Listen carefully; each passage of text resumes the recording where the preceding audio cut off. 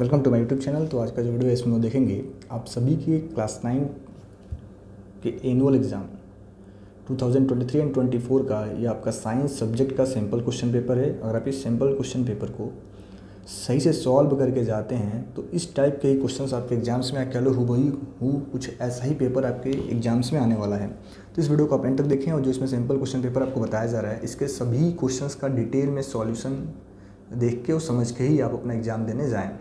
ठीक है, तो देखो पहला हमारा क्वेश्चन पूछा गया कि which of changes is are endothermic. बताना आपको कौन सा इसमें चेंज इज इंडोथर्मिक है। देखो इंडोथर्मिक रिएक्शंस का मतलब ही होता है कि जो एब्जॉर्प्शन ऑफ हीट एनर्जी से, ऐसा रिएक्शन जो एब्जॉर्प्शन ऑफ हीट एनर्जी से की वजह से होता है उसको बोला जाता है इंडोथर्मिक रिएक्शन।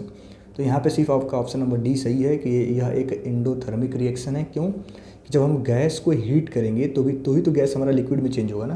तो ये हमारा एक इंडोथर्मिक रिएक्शन का एग्जांपल है। तो आपको यहाँ दिया गया है क्वेश्चन नंबर 2 में कि four strips are cut from a fresh potato. The length of each strip is measured, one strip is placed in water and other in different concentration of sugar solution. After an hour the strips were measured again, the result are shown in the table. Which of the liquids PQRS is a water. आपको बताना है कौन सा liquid इसमें water है। तो इसका जो करेक्ट ऑप्शन है ऑप्शन नंबर ए क्यू। आप क्वेश्चन नंबर ध्यान से देख लेंगे। ठीक है, देन अगला है the water drops falls at regular interval from a top tap 5 metre above the ground. The third drop is leaving the tap at the instant first drop touches the ground. जैसे ही first drop हमारा जब ground touch करेगा तो third drop हमारा क्या हो रहा है, टैप से बाहर आ रहा है। तो how for above the ground is second drop at that instant. यानी सेकेंड ड्रॉप हमारा कहाँ पे, से कहने का मतलब क्या है कि फर्स्ट ड्रॉप आपका ग्राउंड पे आ चुका है, सेकेंड ड्रॉप कहीं बीच में होगा और यहाँ पे आपका टैप लगा हुआ है, यहाँ से जस्ट थर्ड ड्रॉप निकला है। ठीक है, तो आपको दे रखा है, ग्रेविटी भी बता रखा है। तो इसको हम आखिर कैसे सॉल्व कर पाएंगे। तो देखो हमें दे रखा है कि फर्स्ट वाले ने कितना डिस्टेंस कवर किया, तो 5 मीटर, क्योंकि आपको बता रखा है कि टैप का हाइट 5 मीटर है। तो 5 मीटर फर्स्ट वाले ने डिस्टेंस कवर किया है। और फिर आपको क्या बोला गया है, the third drop is leaving the tap at instant the first drop touches the ground. जैसे ही फर्स्ट ड्रॉप ने ग्राउंड टच किया वैसे ही फर्स्ट ड्रॉप वहाँ से निकला है। ठीक है, तो आपको यहाँ से पता करना है कि फर्स्ट ड्रॉप ने ग्राउंड को कितने देर में टच किया। तो डिस्टेंस निकालने का फार्मूला क्या होता है, इक्वल्स टू में UT प्लस हाफ GT² होता है ना, इसको अप्लाई करेंगे। तो U आपका 0 है तो 0 × T प्लस 1/2 × 10 × T का स्क्वायर। तो आपका आ गया T² 1, T आ गया आपका 1 सेकेंड। 1 सेकेंड में पहला वाला यहाँ पहुँच गया।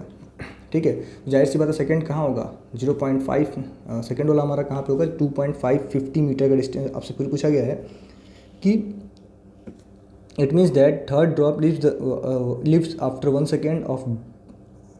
Second of the first drop और each drop leaves after average 0.5 second. तो हर एक ड्रॉप कितने देर में निकलता है टैप से, 0.5 सेकेंड पे। ठीक है, 0.5 सेकेंड पे हर एक ड्रॉप वहाँ से समझ लो निकल रहा है। तो सेकेंड वाले ने कितना डिस्टेंस कवर किया, आप इस वाले फार्मूले को अप्लाई कर दो, आपका आ जाएगा। क्योंकि आपको टाइम पता चल गया है, टाइम भी पता चल गया है, जी भी पता है, ये बस आपको ये फाइंड करना है एस कितना डिस्टेंस कवर किया। तो सेम फार्मूला अप्लाई कर तो हमारा आंसर आ रहा है 3.75 मीटर।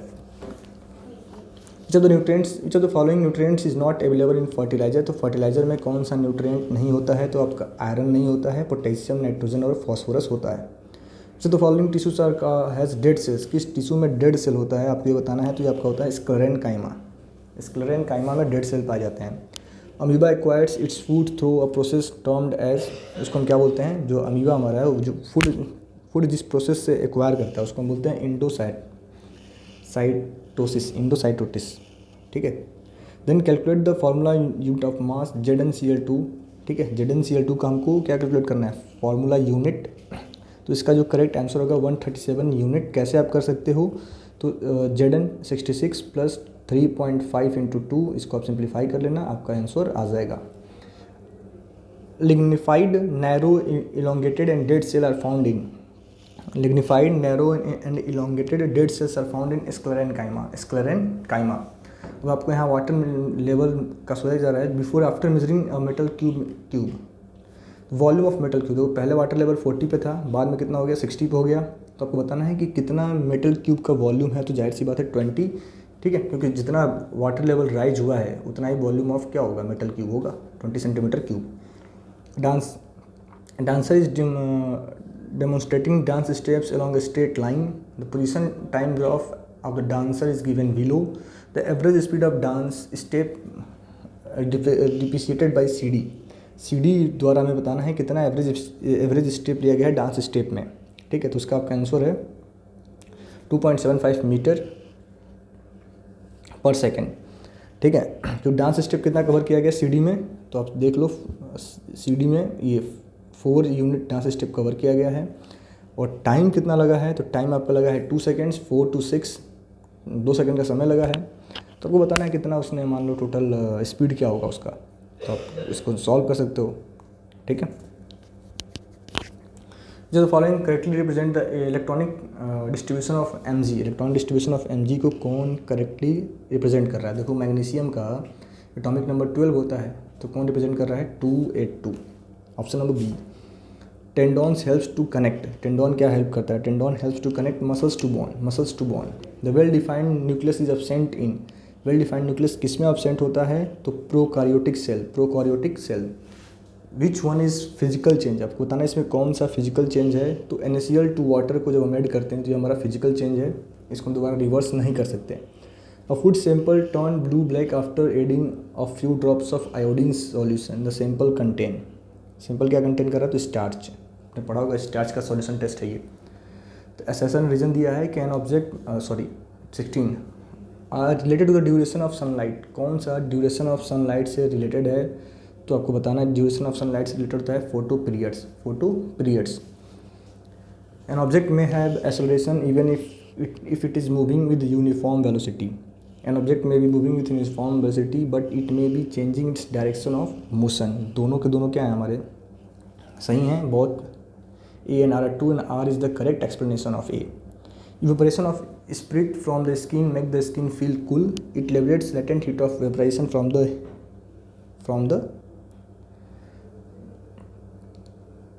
ठीक है, तो यहाँ भी क्या है आपका? Evaporation of spirit from the skin make the skin feel cool. It liberates latent heat of vaporization from the skin. तो इसमें क्या है क्वेश्चन नंबर 18 में कि आपका C सही है, A is true है बट R is false।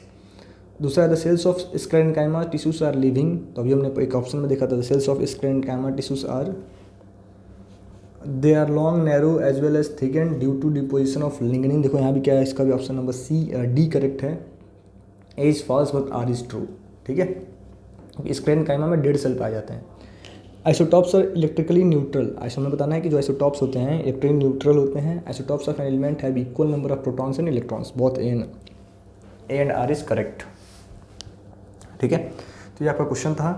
अब देखो सेक्शन बी में हमारा पहला क्वेश्चन है, इसका आप स्क्रीनशॉट लेके पढ़ते रहेंगे कि इनको आप याद करेंगे कि what is reverberation, how it reduces osmosis is a special kind of diffusion, explain what is it's increasing wind speed, rate of evolution increasing.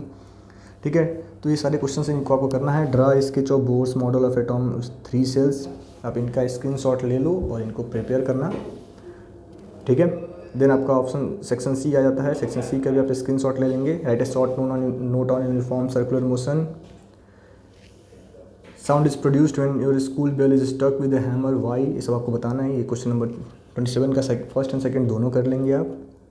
Then आगे हम लोग बढ़ते हैं, तो ये आपका क्वेश्चन नंबर 30 है, 31 है, इनको आप सही से कर लेंगे। ठीक है, फिर 31, फिर 32 आपका है prokaryotic cell and eukaryotic cell, इसको आपको करना है। What happen if cells are not properly organized in tissues? Under certain circumstances, aqueous epithelium is known as stratified squamous epithelium justify। ये सब चीज़ें आपको पढ़ना है। ठीक है, explain the main function of regions of a cell with the help of diagram. Write the function of at least 10 cell components. तो देखो सारे इंपॉर्टेंट क्वेश्चन हैं, मैं आपको दिखा रहा हूँ धीरे धीरे। आप इनका स्क्रीनशॉट लेके इनको प्रिपेयर कर लो। ठीक है, ये पहला आपका ये क्वेश्चन है, पढ़ लो। फिर आपका ये रीड वाला पार्ट है, फिर आपका ये समझ लो ये है, फिर आपका ये रीड वाला पार्ट है। तो ये आपका एक फाइनल पेपर है, बहुत इंपॉर्टेंट सैम्पल पेपर है। Thank you.